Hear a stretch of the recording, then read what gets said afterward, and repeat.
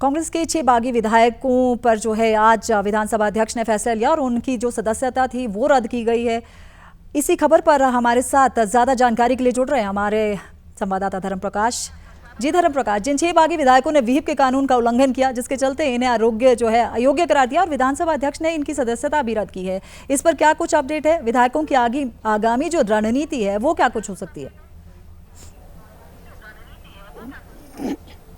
बिल्कुल, ये बहुत ही बड़ा फैसला और एक बड़ा मोड़ हिमाचल की सियासत में आज आया है, जब स्पीकर ने जो कल अपना फैसला रिजर्व रखा था उस पर आज आखिरकार फैसला सुना दिया है और सभी 6 बागी विधायकों को निष्कासित अयोग्य करार कर दिया है। और इसके बाद अब हिमाचल प्रदेश की 68 विधानसभा सीटों वाली इस विधानसभा में टोटल सीटों की संख्या अब 62 रह गई है, क्योंकि अब ये 6 विधायक अयोग्य हो चुके हैं।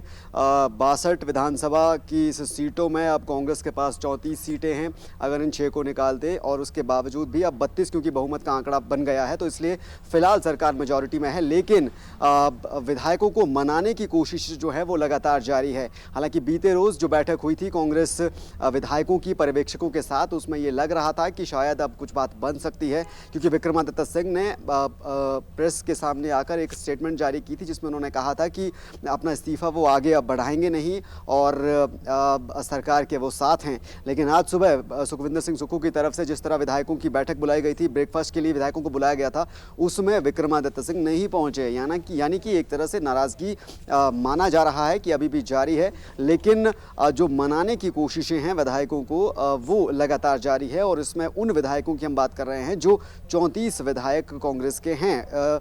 बाकी जो 6 विधायक जिनको अयोग्य करार दे दिया गया है स्पीकर की तरफ से, उनको लेकर अब कानूनी दावपेच का सिलसिला शुरू होगा और विशेषज्ञों की राय के बाद अभी फैसला विधायक लेंगे कि आगे उनके पास अब क्या रास्ते बचते हैं। बिल्कुल धर्म, जो विक्रमादित्य सिंह है वो ब्रेकफास्ट पे नहीं पहुंचे और उसके साथ ही ओकओवर में जो मीटिंग चल रही है उसमें भी अभी तक पर्यवेक्षकों की और विधायकों की जो मीटिंग है उसमें भी अभी तक विक्रमादित्य सिंह नहीं पहुंचे हैं। धर्म, 6 कांग्रेस विधायकों की सदस्यता रद्द होने के बाद भाजपा प्रदेश अध्यक्ष राजीव बिंदल भी प्रेस वार्ता कर रहे हैं, इस पर क्या कुछ अपडेट है?